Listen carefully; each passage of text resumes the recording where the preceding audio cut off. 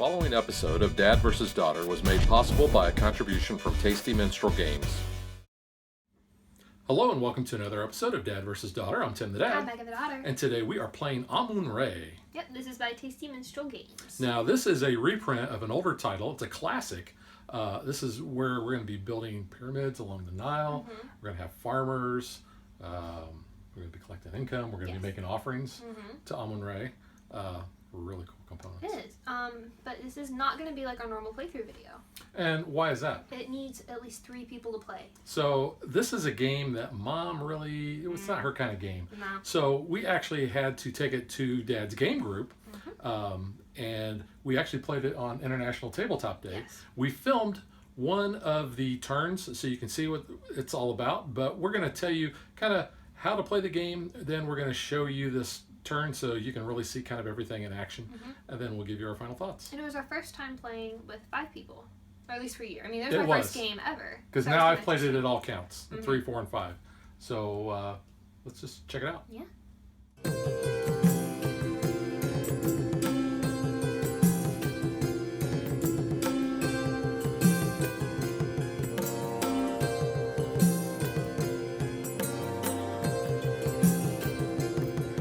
As you can see, this is a big board. This is probably Ticket to Ride size, and it's also very thick and very heavy.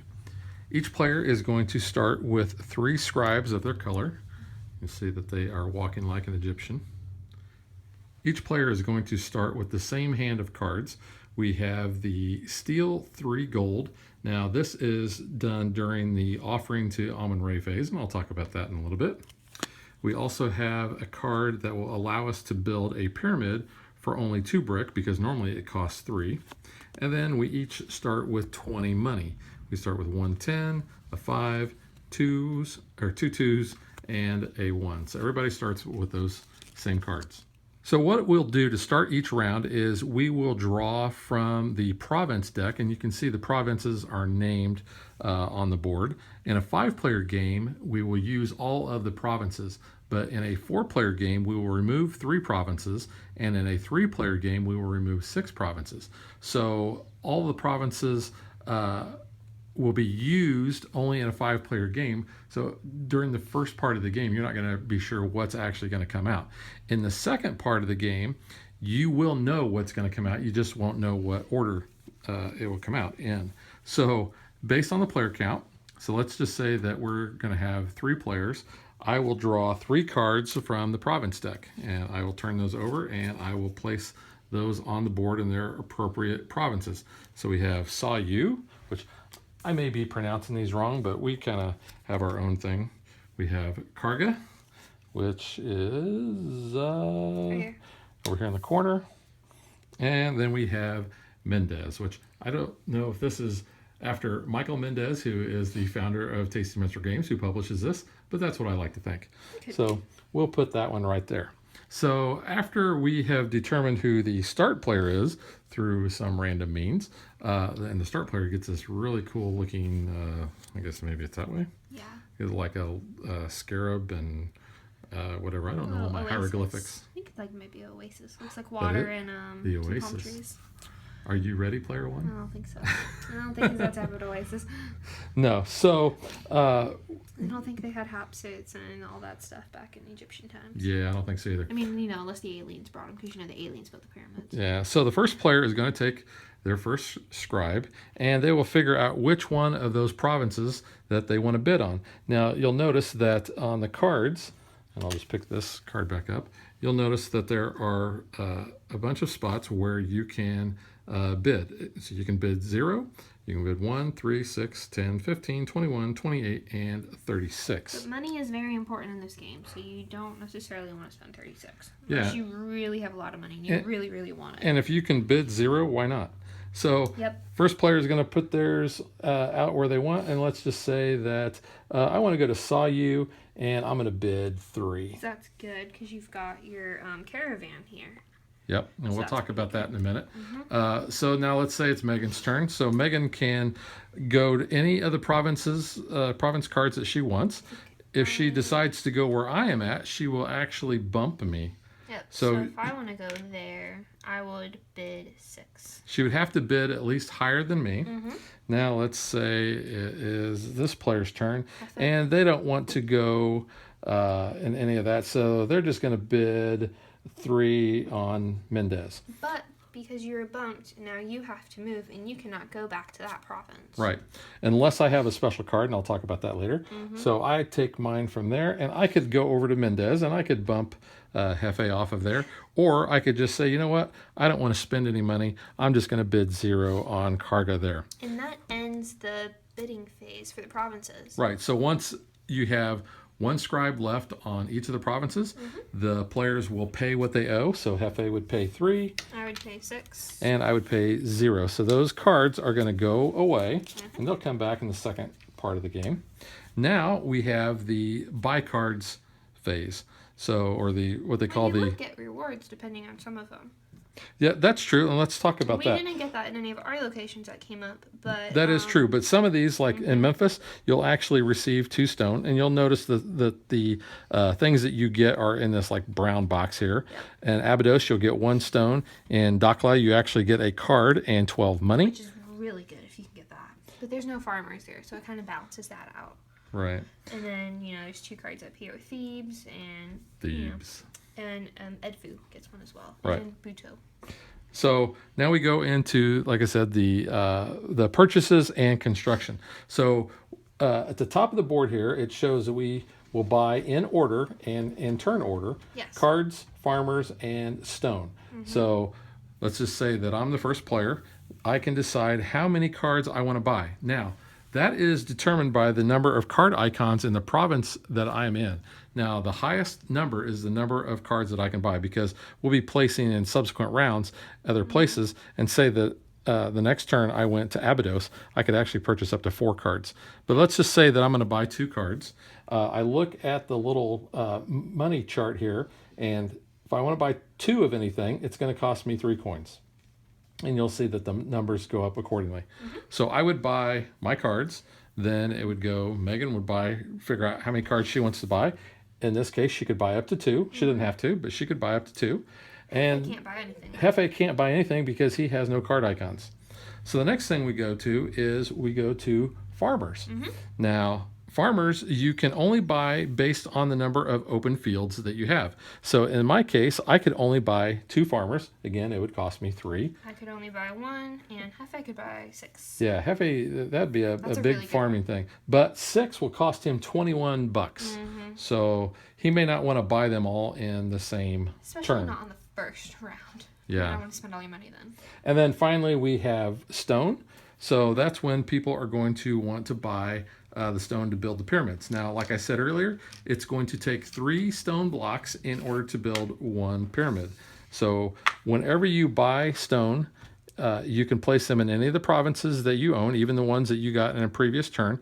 However, if you got a stone as one of the benefits for winning the province, that stone automatically goes there. So I could say, you know what, I'm going to buy 3 stone. It's going to cost me $6. It's going to, instead of actually putting the 3 stone there, we just put a pyramid. And then it goes around to the next player and so forth. Then what we do is we have our offering to Amun-Re. Now, what we're going to do is from our hand, we're going to choose the cards that we want to bid on. So let's just say that I want to bid 7. Okay, so you take your cards that you want to bid, you have them kind of hidden, and then at the same time, everybody reveals. Chant. Chanting is important. Yes, Hefe wanted to chant Amun-Re, Amun-Re. Kind of like how we do Immortal. Yeah, so I would have 7, Megan would have 1, and let's say that Hefe actually played his Steel 3, because that's usually what he does. That's what I do. Okay, so what we do is we add all this up, and so we have a total of 8 minus 3 is 5. We look for the tile here, and it would be this between 3 and 12. So we would put that into play. Now, what this tile does is it shows us a number of things. It shows us that each farmer is actually going to generate 2 coins. It also means that our caravans are going to pay out. And Megan mentioned the caravans earlier. Which there I are have. there are certain numbers or certain spots on the board that have caravans. Avarice has a caravan and it will pay out 8. Where Megan is at and Saw You pays 7. We have one down where I am at in Karga, which would pay 5, and I think that is it. That's it for the caravans. You do have mines though. Yes, and the mines will also pay. We'll talk about that in the income phase. It's a little bit similar, but a little bit different as well. Because that's also when we'll be collecting the money for the caravans. Now, the thing about this theft card is it goes back in your hand. You always have this card. You can never get rid of it. The other cards that you use to bid for money are actually going to go to the bank. Now, you figure out who spent or who offered up the most money. Since I did, I actually get my choice of any 3 items. I can have a combination. I could take 3 cards. I could take 3 farmers. I could take 3 brick. I could take 1 card, 1 farmer, 1 brick. I could take any combination. I mean, why wouldn't you take 3 bricks though? Because that's an automatic pyramid. It is an automatic pyramid, but you may be trying to get end of game scoring cards. And that's where the cards are really important. Yeah, so we'll talk about the cards in just a moment. So let's get on to the income phase. So the income, like I said, we look at this and we see that the farmers are going to generate 2 and the caravans are going to pay out. So in this case, Megan has 1 farmer here and 7. So she will actually get 9 money. Woohoo. I will get 2, 4, plus 5. I will get 9 money. And Hefe would get 2, 4, 6 money. So that's it. That's all there is to the income phase. Yes. Now, the cards, on the other hand, there's a big stack of cards, and they all do different things. So let's kind of talk about, since we were just talking about the income, let's talk about the income cards. So this card here is each farmer in that province is going to pay 1 extra coin. So in this case, let's just say Hefe had that and he placed it on Mendez. Instead of getting 2 coins per farmer, he's going to get 3. So instead of 6, he's going to get 9 points. We also have... that is the big harvest card. The one you're looking for now is the treasury one. Which is an 8. So what you would do is you would place this and you would collect 8 coins instead of getting the normal income. So let's just say instead of Hefe having that card, he decides to play that. So instead of getting 6 points just from his farmers, he would not count his farmers and then he would collect 8 money. I think I just said points, but you get money. It's money. Okay, so there are other cards that are used in the area. There are other cards that are used during the other phases of the game. Now, Megan, show them the handy dandy little chart on the back of the rule book there. Which is always coming into play whenever we play. No matter how many times people have played, you're always referring to this. Right. So you'll notice that in the auction phase, there are actually 2 cards that you can have. They look like this. They're red. What you'll do is when you make your bid on one of them, you can play this card, and that means that whoever comes next cannot place in the spot immediately after you. They'd have to go beyond. So this is really good if you want to try to host somebody and make them really pay. Like I'm notorious, if I have this card, I'll place on the 6. I'll place this card down because then somebody is going to have to pay 15 if they want that province. That's the protection card. The other one is bribery. Yeah, this card is really kind of nasty. When somebody is going to bump you off of a province and you want to stay there, you can play this card and instead you can jump over them. You'll have to still pay the extra money, but you'll be able to stay there and you're actually bumping them off. Yep.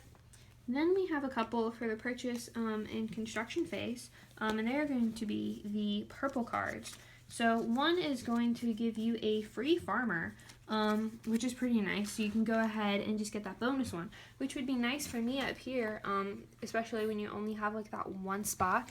You're just going to go ahead and get another one. You're just going to put it outside of the grid though. Now you can put him in a field if you want, but why waste a field when you can put him outside of that? So that's good. And then we also already talked about this one will allow you to build a pyramid for only 2 brick. Now, the important thing to note about the cards, you can only play 1 copy of a card on any turn. So during the building phase, I could only play 1 of these, even if I had more of them. Okay.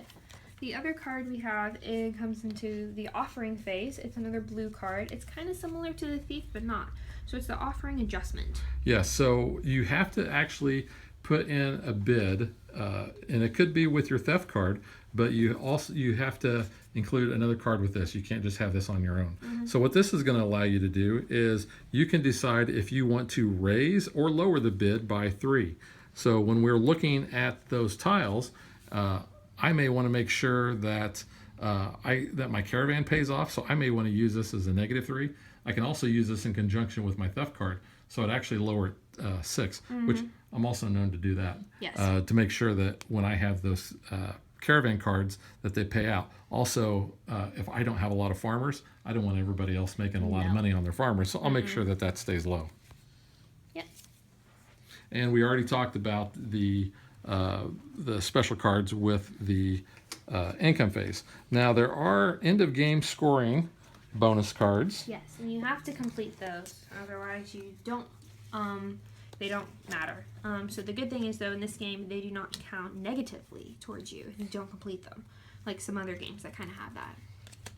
So there are 5 of those, and they're going to kind of come into play with how, pretty much more in the second round, or as you more start going in the first bit, on where you kind of want to try to get some locations on the board. Well, let's talk about the 2 different types, because, like I said, you are going to start with 3 scribes on your team. So, Yes. or on your team. Yes. Of your player color. Yeah. So you're going to pop 3 more provinces out. You're going to go through the auction, and let's just populate and say that this is the ones that came out. Whoops. I'm going to go there. You want to go there? Okay. Fight for it. So after we've completed the 3 rounds, then we do the first scoring round. Yes. Okay. So the scoring is actually on the back of the rule book. It kind of gives you a really good little walkthrough of just how you do it. So you're going to, based on these tiles that we have, whatever the finishing tile was, so let's just say it was this one, which is 1, and you'll notice that there is a temple on there. Yeah. So all temples will pay, or will give 1 victory point. That could be 1, 2, 3, or 4. And those temples are on the board, actually. Yeah, we have 2 that are down here. We have 1 over there, and 1 there. Yep. So not very many temples. So we would also get 1 point for every pyramid. Now, obviously, we only have 1 pyramid out on the board, but you would count up however many pyramids you have. You're going to get 1 point for those. Yes. Then you have a pyramid bonus. So what you would do is, let's just populate a couple here like this. Okay? So in this case, I have 2 pyramids here, 1 here, and 1 there. Now I'm going to look for the province that I have the lowest number of pyramids. So Abydos and Karga each only have 1. So I'm going to multiply 1 times 3. So I will get 3 bonus points for that.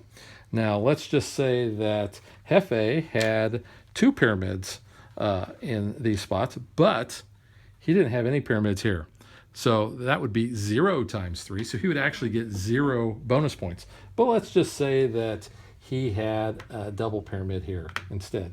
So he's got 2, 2, and 2. So he would multiply 3 times 2, and he would get 6 bonus points for the pyramids. You do not necessarily want to leave a province empty without pyramids, just because of that. Yeah, It's points easily going to cost you some points. Points are very tight, so losing 3 points can be kind of a huge deal. All right, so next we're going to look and see who has the most pyramids on both sides of the Nile. So in this case, you would tie because Hefe has 2 here and you have 2.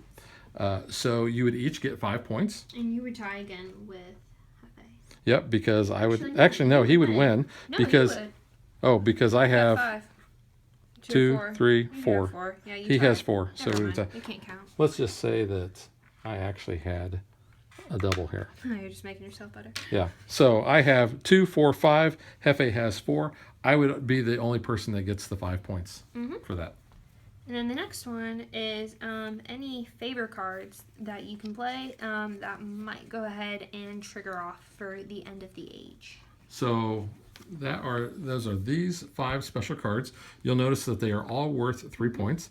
This one is if you have 7 of the card icons in your provinces. So if you look down on the board here, so like Abydos has 4.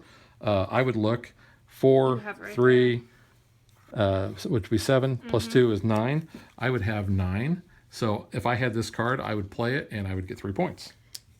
The other one that you have is the Master of Farmers. Yeah, so if you have hard. if you have 9 farmers, you're going to get 3 victory points. Then we kind of have focusing on more where you want to build on location of the map.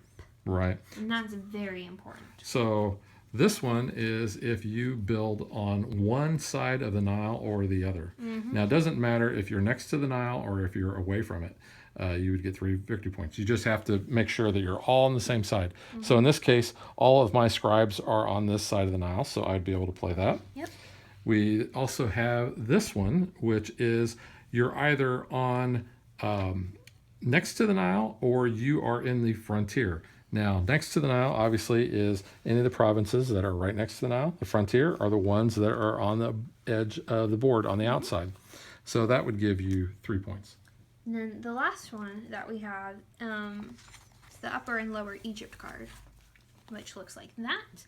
And that's where the symbols on the board come into play. So you have the Upper Kingdom and then the Lower Kingdom. Right. So you would have to make sure that you're either all of your scribes are next to those symbols or these symbols. Now, in this case, I have 2 in the upper and 1 in the lower. However, Hefe has all 3 of his in the lower. So if he had this card, he would get 3 victory points. Yep. So that is the scoring. Now, if we've only played the one age, what we do is the Great Flood comes, basically. It kills everyone. Yeah, so everybody removes their scribes from the board. Farmers too. All the farmers go away. But floods can't remove big pyramids or stones. The stones and the pyramids will actually stay. So this is where the game really shines, in my opinion, because what we're going to do is all those cards that we used in that first age, those province cards, they're all going to get shuffled back together, and we're going to be putting those out. So let's just say that we pulled the exact same 3 out. How convenient. It is convenient. So now you can see that some of these are actually worth more going into the second age, because here you have 2 pyramids already built, as opposed to, say, up here in Avarice, which has none. But let's say Avarice didn't even come out. Sayu has 1 pyramid, so obviously it may not be as desirable as Mendez, because Mendez has already got 2. So that really ramps up the bidding in the second round. It also kind of comes into play with some of those bonus cards there, the favor cards, because you could be going for a certain strategy knowing you have a card where you want to be close to the Nile, but Mendez is really popular, and a lot of people might just want Mendez because it has the farmers and it has more pyramids. So you could be fighting for someone with that, and then if they bump you and you're kind of hosed because everyone else has got some other locations, that's where the game kind of gets tricky too. Yeah, it really all depends on what your end of game or end of round scoring cards that you have really kind of dictates what your strategy is. Well, that's kind of why you want to draw cards too, because that kind of also, like you said, it dictates your strategy, but it kind of makes your own personal gameplay a little bit different because you have a different end of game scoring than someone else might. So you're kind of maybe going for something different, but there are also multiples of those cards, so you could be going for the same thing as your opponent. Right. And one of the things that I haven't mentioned yet is, let's say that you have some of these cards in your hand, you have multiples, and you know that there is no way that you're going to get this because you're in provinces that just don't have those card icons. You can actually use one of these, you can discard it, and it's going to be worth 1 coin in order to pay the cost of something. So even though you're not going to be able to use it, at least you're going to get a coin out of it. So that's pretty much how the game is played. So what we're going to do, here's kind of a special treat. At International Tabletop Day, we actually had a 5-player game of this. And what we did was we actually recorded 1 whole turn from auction to payout. Yep. What do we call that? Income. Harvested income. I don't know why I couldn't think of that. Yep. So check out this video from Tabletop Day, and it'll kind of give you a really good idea of how the turn structure works. Use your theater voice, Jeff, for we are on film. With 3 units activated, I get to pick So we're now doing the bidding phase. That's going to get edited out. By the way, No, actually, I'll leave that in. great. That'll. My fame will be. I like your theater voice. You should play with that more often. I try to keep it. Let's be greedy. wraps. symbol on the front. So this is your commander, that's Luke. The just Oh. one triangle is infantry. Can't let him That's have where I that. wanted it to go. Let him have that. Can I afford that? And then you just drop it next to one. Like one group or just one specific? One unit. Oh, this is considered unit, okay. Yeah. 12. I'll bid All right, one so- on Dakla. You get to go first in this scenario. So that means that on your turn, you can choose to take that turn. This is with Tim's any of your downfall. active units, or you can draw from your pile and go with whatever you draw. I bid 3 on Dakla, sir. So you shuffle those Oh, up. I can lay play them one of down, these, which allows face me to down, rebid on the same tile. You bid These are one. gone, these are gone. Wait, 3, 6, so I can go 6. Yeah, so that's Actually, I'm not going to do that. the I'm one going that to you played is go gone from the game. 3 on Right there, single file. So now, Jeffy, you it can is your turn, sir. Oh, you did the not. ones that you've activated and say, I'm going to take my turn with those, or from Chris did your that? pile I did that. tokens. What I like to do is I lay them out. So in typical fashion, it's gang up on Hefe. Yeah, this is not right. So, but you get to go first. The flip side is that you have 3 active. I know who that Right, is. so on your turn, you can say, I'm going And to go it's with these in guys, or typical these guys, or fashion. Vader. Or I can Don't knock me over. I like how he just No, no, no, no, no. He stays there. He stays there. Oh, that's right. Until it comes back to you. So It's back to you. you're taking Everybody else is out alone. So. Oh. you get to choose what goes. Can I interest you in this poor little town of Once Amun? you've used those guys, This does look really nice. It's still foreign. Look, you can get another 4 here, Tim. I think I should go kill. The Can I Bahara. interest you in the town of Sadness? so that's the little strategy of the game. Abu's looking really good. Yeah, you know what it is. I'm going to take that for free. Go ahead and take your order cards back. All right, what so we now call since a all of our bargain. scribes have been placed in each of the province, we pay up, and then we'll move on to the purchasing phase. Super standard for that. You can go longer if you want, but you will run out of order cards and have to Minus 3? Yeah. So I get my income immediately, so I'm just gonna spend. I've got 3 here, so I'm just gonna spend. I'm just gonna spend. I'm not gonna spend any. I'll take 9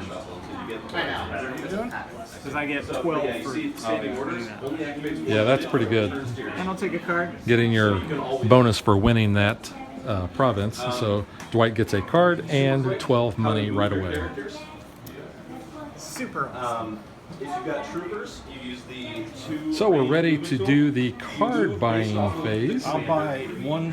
Jeff is first player, so he gets Oh, It says no. right here. We're not in the farmers yet. Oh, wait, no, your cards. Right? no cards. That's the third that's your round? speed. This is the last round of this age. Should Megan bid first So, player? you see Vader. No, because I paid 3. I still, I'm passing. So you move your commander, and then the way that you figure out how the rest of the squad moves, they just have to be within this radius.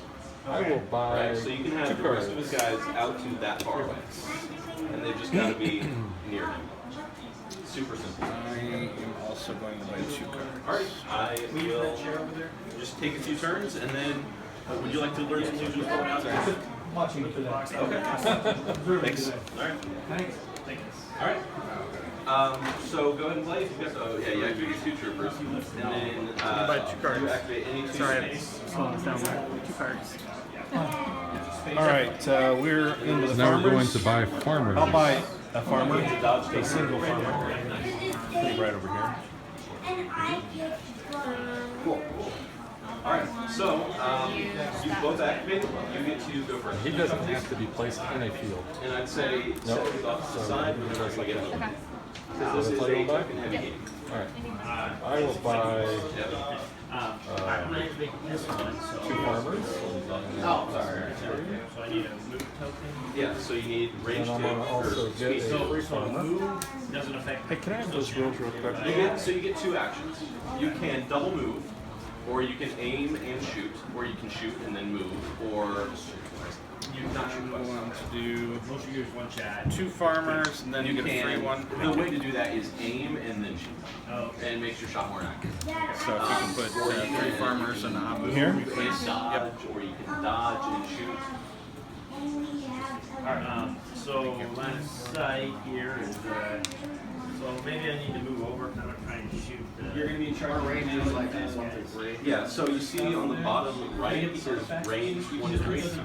That is how far you're allowed to shoot. So And you can only buy farmers for however many open fields that you have, because they have to be placed immediately. You can shoot out that far. So, and can you pre-measure and all that stuff? So, Sure. Yeah. So I'm gonna need to leave the range. that one's a free. We get a range of those guys. Can you shoot? Yeah. Alright, we're doing farmers. So Dwight, looks like you got 1 spot open. Yeah, does this give the cover anything? Or? Yeah, I'll just do 1 farmer. Well, it's what they call true line of sight. No brick for me. All right, so now we're on to buying brick. On the level committee and see what they can see. So I'm seeing, I can see over that hill. Yeah, so that's going to be heavy cover, but you can shoot over. I will buy 3 as well. Well, I mean, technically, if you moved like this, we could probably shoot this way. 3 for me. If you moved this, No, probably could. So for every 3 brick, you can build a pyramid. So the leader is behind, so I can move him up to 2 as I understand. I like this a lot. So if I want to cover. This changes the game a lot for my players. I need to have my leader behind me. I like it. Yeah, this is the first time we've played with 5. We've played with 3 and 4. Of the models in the unit behind cover, the unit is behind cover. So yeah. Okay, so I did not know the choice. Do this and card game. That is range. This is range 3. Sure. You Okay. see Buying brick, right? 1, 2, 3. Yeah, so I have to be in. Okay, then no, you would not be able to get me. So I gotta get out in front of this. Yeah. So I measure my lead. I know that. My lead like that. Can I play this card at any time, or is it only available during this build phase? It's when you are doing your build. So like later when I get my bonus of 3 You are not ready. Yeah, that extra force probably like that's bricks, before can I play it then as Yeah, well? so this guy has a mortar that is range 4 plus out. Architect and free farmer cards cannot be played during the offering phase. They make a Makes sense. compulsory move. So they're specific to that automatically phase. move forward in a specific set. So That would be too powerful. that's what I need to know. Okay, so $10 So they gives me automatically 4 stones. move at range at speed 1. So I'm gonna And put, then they take their turn. So you can 3 move here. speed 1, and then you can move speed 3, and then you can move and speed 3. I'm So gonna they put are- a 4th stone instantly here, They automatically and I'm move just that gonna far. do that And then now this guy just has to be because close to Set me up for the next round? Yeah, okay. Oh, you can only play 1. There will be when we clear this. One copy of it. that makes a difference. Stone, I think, stays. You can Stone do stays. it based on line of sight. So they do have heavy cover from you. So Well, yeah, no, if I, that's that was my. stuff. So if I'm only allowed to buy 1, is it okay if I I rewind? took a move and then a shot. Yes. I did it It's from still your turn here, officially. it'd still be 10. That's pretty bad actually. All of Do you only want to what move I up did two? was bad. They move speed 3. Yeah. Is there? Yeah, Is the further it is it harder? No, that's just how fast they go. because I have all these stones over here which I can't really use. I don't feel too bad for you though. Shut it! Surprisingly. I know that comes as a shock. I'm taking $4 back. I'm buying 3 stones only for Any this, side of them? and I'll use Yeah, this to so make this into a second turn. just within that radius. And so that's all I can do. So if you don't mind me. All right, so that ends the brick purchasing. Now we will move on to the offering phase where we'll bid in secret. All the rest of history, you just need to do within that range. Right, so you can actually have a pretty good Roll, please. I got this. Ties are broken. How? Closest to first point. It's literally so not you. So go big or Definitely go not home. me. So what dice? They're all So they're all raiders. Yeah. No, we're all truckers. Like here's a dots. And heavy cover. Okay. So you're not gonna hit. More than like Quick that. roll. This would be you. I roll a crit, a hit, a hit. So this, what you roll is not a crit. Okay. Good. So you see, for anyone who cares to know, 1, 2, 3. This solid is a hit. Hollow is I overbid 7. So this White is weird going one to be is first. I will be second. Those very. What'd you bid? 1. So I did actually get 2 hits. You gain minus 3 is 10. You got 2 hits. Right? Heard. Okay, so I get 3. Hang on, Jeff. See, it worked. I actually In the depot. Everybody starts using it. You do not have to take a suppression though. Yeah. Impact is armor piercing. So Are you? just be clear, everybody over here has They 1. are now within range 3. Do you want to press fire? Alright. So I'd say that all stones. of your guys have line of sight. You start with your ion trooper as well. Who had second? I did. So check it out. I will take 2 cards. That's your health. And I will take a card, please. So you got 1, 2, 3, 4, 5 in range. You're going to throw 5 black dice and 3 on it. So just roll those 3 and then roll 2 more. Alright, so now we are ready for the income phase. I could say. 2 hits, roll 2 more. You take 2. That's a crit. Oh, who took my 1 off? Right here they have a defensive surge. This is not. Oh, is that So okay? 2 hits and a crit. So farmers are going to be worth 2 because this is the last round. Temples will also be worth 2. Well, that's later, right? Yeah. Okay. So So in order, so I'll do 2, 4, 6, 8, 10, 12. 2 hits. 12 down. 1, 4 hits and a crit. 4 hits and FA, you're going to get. you get cover 1. Yes, but you start So we're low. going to be worth 4 hits and a crit. These are your action tokens. They're going to go 12, here. 15, 18. So you are going Here. 1 here. Okay, I see what Stuff you is mean. this 20, one. 28. 28. And plus this, that's 36. Wow. Owie. Is that just your health? No, that's I because forgot to take my 7. This should help me start next round. you have to roll 4 times. You roll as many defense Better check the math there. Don't forget, let's just do it in order so we don't screw it up. Grab my I keep forgetting my stuff.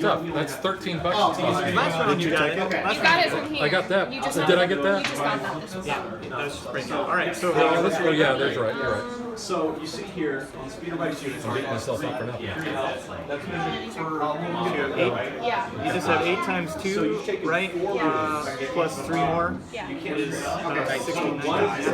And no other special encounters. So 19. Okay. right? So in addition to yours, he shot at you with a Did you do yours Yeah, already? yeah. has the ability So on one we're worth so vehicle wounded by this game. 3 piece, so that's 15 for that. This is 1 Plus one of your 2 actions the next turn. 5 is 20, On that one. 24, 32. He can only do 1 thing. You can hold on instead of like move and shoot. So I have 9 farmers, which is 18.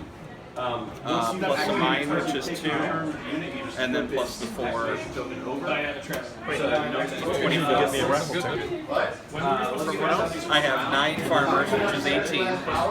Plus 4 is 22. Plus the 2 for the mine. Yeah, let's do that. No, that's All right.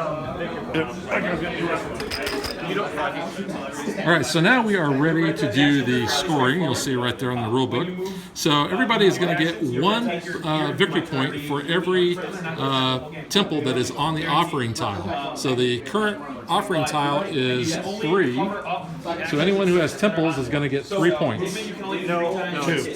Oh, it's 2. Sorry, it is 2. But I'll take that.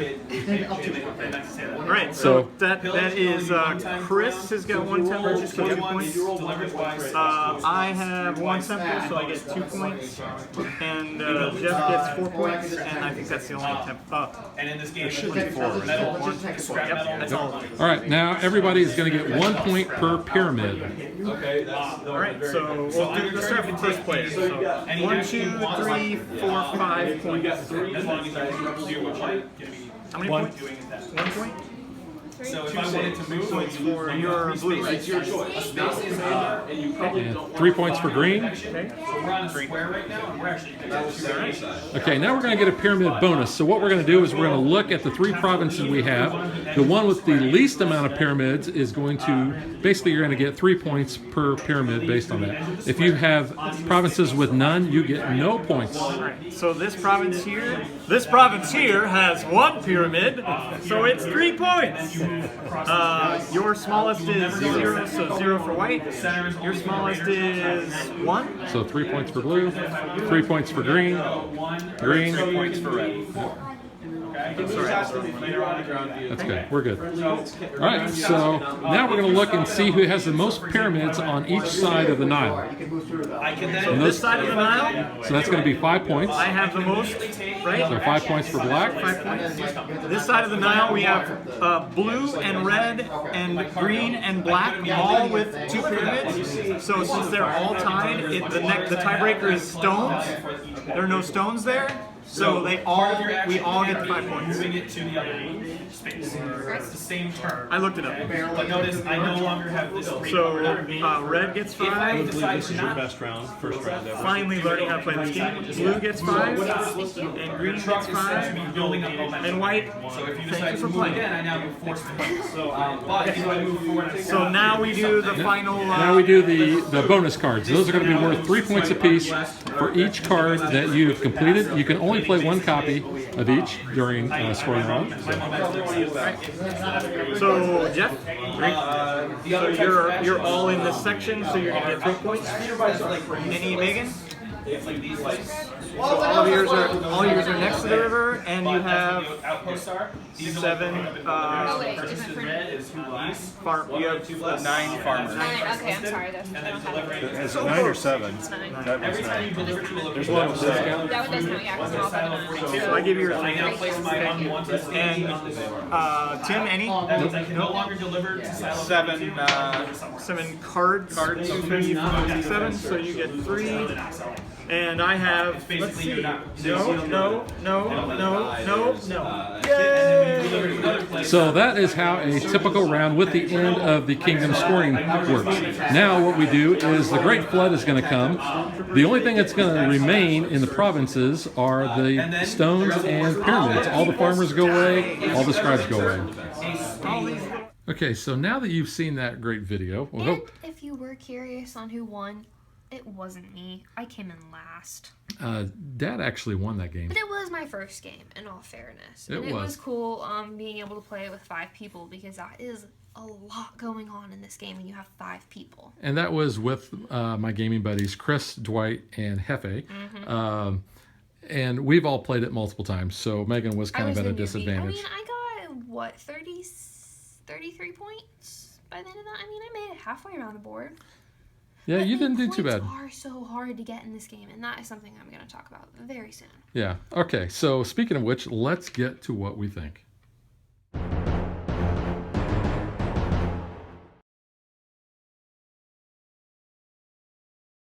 Okay. So, I'll let you go ahead, Megan. go ahead.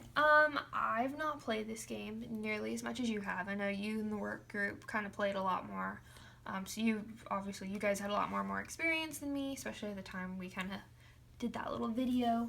I think it's an interesting game with the mechanics, especially with that flood coming in, because you are gonna kind of wipe the board, but you're also keeping some really good things on that kind of change how the second half of the game plays. Gets it a little bit more cutthroat. And the bonus cards definitely kind of help maybe with your own personal strategy. But overall, I don't think it's a game I'm really gonna want to get to the table a lot. Which is a shame because I love this I game. know you do. I mean, it's just a game that's just kind of like, if I really want an Egyptian game, I'm probably going to choose something different. But not to say this is a bad game, because it is a really good game, and I did enjoy playing it. But I don't know. For area control, it's not my type of area control game. Yeah, because you're not really putting a lot of things out. Yeah. So I think if you play it a few more times, you'll form a better opinion. I have actually played this several times now. I've played it with all player counts, 3, 4, and 5 players. The gameplay is a lot different based on that player count. In a 3-player game, you just really are not generating that much money during the bidding, at least in my experience. So generally, you're going to always keep these low. Whereas in a 5-player game, with 5 players bidding, you really may get that number up. Yeah. Now, the game that we played during tabletop day, it was kind of ironic because even though we had 5 players, we kept that bidding way down. And a lot of that had to do with me because I would steal a lot. I did And too. we actually had a couple other people that were stealing because money just seemed to be so tight. So that always kept the numbers down. White had all the money at one point. Yeah, and but then it- you did too. But But I with had it at the end. but with having areas that have those caravans that I had, I knew I wanted to make sure that those were in play. So I was always trying to get that number low because I never really had that many farmers either. But gameplay wise, I really like the game. I like the bidding mechanism, and like we said, in the second half of the game, it really does become cutthroat because you are trying to figure out where you need to be. You really may want to keep somebody from something. That's what Hefe did to me. And that's what made me mad. I didn't just lose. I lost to Hefe. Well, that happens. I mean, yeah, but he kind of... But no, he didn't help my end game. so I really like the auction mechanism or the bidding mechanism. The whole bumping somebody out. It is that interesting, yeah. that I really enjoy. I think it's interesting too. You can't go back to that province. If someone does Unless you have that card. Yeah, unless you have the card, because that could really screw you over. Because I know the guys were telling me my first game, they're like, you might not want to go for the place you really want first, because it's probably obvious a lot of people want that one. Well, especially if you bid 0, chances are somebody's going to bump you for 1, and that's fine. And you can go someplace else cheaper. But realize that when you get bumped, you may bump somebody else, and it may be a chain reaction of bumping. But it's also like you could then get bumped, and the only thing you have is like the worst province on the board, and you're like, well, that's not going to help me whatsoever. Well, and if you have no money, you're going to be limited too. Yeah. Because you're going to have to bid low, and you may end up getting bumped and have to take a place just because it's free. Well, that kind of affects your strategy too with money.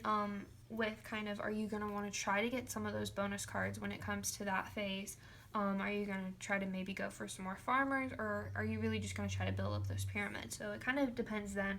It is kind of money management And as that's well in that aspect as well. And one of the things that I've learned after playing it several times is you really don't want to be helter-skelter all over the board. You want to either try to make sure that you're on one side, or you're like all your scribes are next to the Nile, or in the frontier, or you're all in the upper, or you're all in the lower, because of those bonus cards. Because those can be huge. Like I said, points are very tight in this game. They are. And just getting 1 or 2 of those, getting 3 or 6 points, that can be the game right there. And that was something I asked you, I know, like really early on. It was just we were setting up. I'm like, is this a really high scoring game? Because the board only goes to 50. And I know it's just because, a lot of games, they kind of do that just with how they do the scoring track. But the numbers are so big. And I was like, do you get that high? And I know you said you've only kind of gotten around like 46 or something. Yeah, I think that's been the highest. Like, it's kind of odd looking at that because you realize how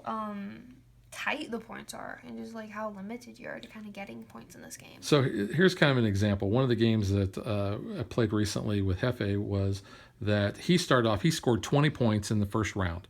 A lot of that had to do with the fact that he overbuilt pyramids, which was good because in the second round I came in and I swiped him from him by outbidding him.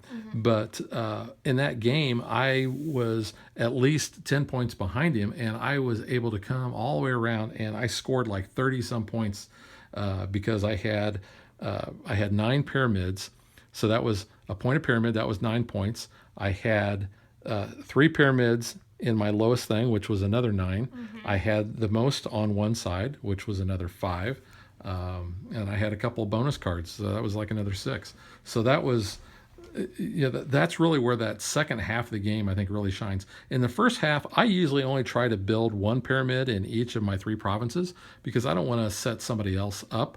I'd rather come in and take their hard work from that first round so that I've got to work less hard. Now, but it also kind of covers you just as a little bit of safety net with the point scoring in the end and all. Yeah. Just to kind of give you something so you're not screwed over with that like 0 points. Okay, so now that I've talked about the gameplay and told you how much I like it, let's talk about the components because the components are ridiculous. I love these things. They're cool, and that's my thing. I love the pyramids. I love the stones. Because you have that texture on them, and just like the painting on them is really cool. The double pyramids are awesome. We did run out of double pyramids in the game we played on tabletop day. Yeah, that was kind of. Because I ended up having to use the smaller ones to like make doubles. But you can see that these blocks look very textured. You can see the ridges in the pyramid. The only complaint that I have is the double pyramid. It's small. Well, it's a little bit bigger than the normal pyramid, but the second little pyramid just kind of sticks out. I really wish that they would have made this a little bit bigger. That's a real minor quibble, but I really wish that they would have done something else with that. Doesn't take away my enjoyment, doesn't take away how I feel about the components in general. I have a quibble, though. You do have a quibble, and I kind of have the same thing. It's the coins, because they're not coins. They're cards. Yeah. And that just be kind of, I don't know. I don't like that. I like being able to like just play with my coins too, kind of in between turns. But I like to be able to look at that and kind of see it a little bit better. And then, you can look at other people's coins then and kind of gauge where they're at on money. Which I get that kind of keeps it secret. But I don't know. The card aspect for coins, I'm like, just rather have the coins. Yeah, I would too. But like you said, then they would have to include player screens to keep your money behind, to keep it secret. I get that. It's another component they would have to do. But, I mean, I just like coins better. Yeah, the artwork on the cards themselves, they're okay. Really nothing spectacular. The cheat sheet on the back helps. I mean, the more games you play, you're going to start learning the iconography and kind of knowing, okay, that bonus card does this and this and that. But I know you guys still refer to the back. Oh, yeah, all the time. The art on the board, it's okay when you're looking at it at a high level. I mean, you really kind of start to notice things. But back in the day, things were not. All their fields were not really even, and it almost looks like somebody took a green crayon and just colored in there, but didn't color in all the lines. Watercolor pastel-y, which I always think is cool. But I do like the little. Yeah, you got like a little caravan there. You've got There's your the little oasis and all. The oasis. Not that oasis. Save the oasis. You gotta do something about that. Yeah. But I think it is cool. You got your boats kind of going down the Nile and all. I like the fact that you have the little guide up here. That and you helps. don't have to stop at 8. And the rule book will tell you how you can calculate anything that you purchase past that. I have actually purchased 8 items before. In the last game that I played before tabletop day, I think I did purchase 8 stone in the last turn. How did you have that much money? I had a lot. I had the mines. I had a ton of farmers, and that was a game where these things got up to be higher. That would help. Yeah, I mean when you get 4 per farmer, that's just crazy. But like I said, the board is nice and thick and heavy, so there really is nothing that I don't like about this other than the double pyramid, and like I said, that's very minor. But everything else I love. This is definitely in contention for my game of the year that I've played. Now, like I said in the intro, this is a reprint of an older game. And this game, actually, I think the reprint came out last year or maybe even the year before. But as we base our games of the year, it's based on when we actually played it. The copyright says 2016, so okay, so about then. Yeah. A couple years. So by the time it came over to the States, it could have been 2016 or 2017. About, yeah. Yeah. Final thoughts, Megan?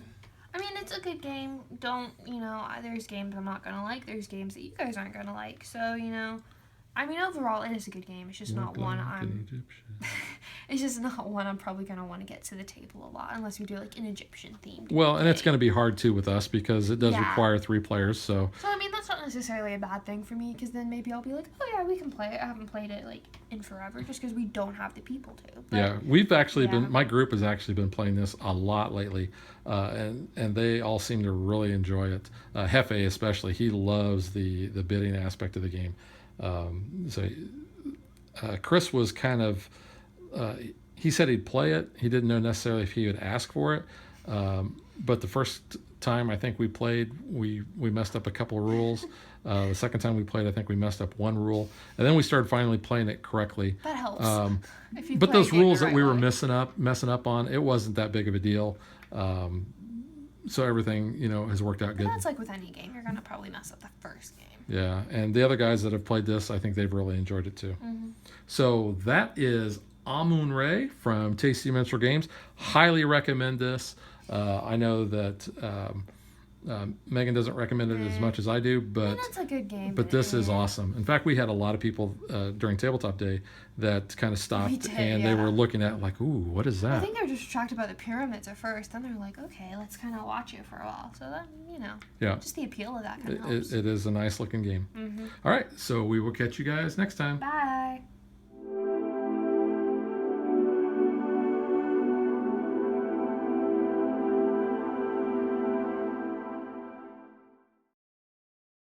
If you would like to support us, you can visit patreon.com/dadvdaughter. Like and follow us on Facebook to stay current on our show schedule, sneak peeks at future shows, and to interact with us.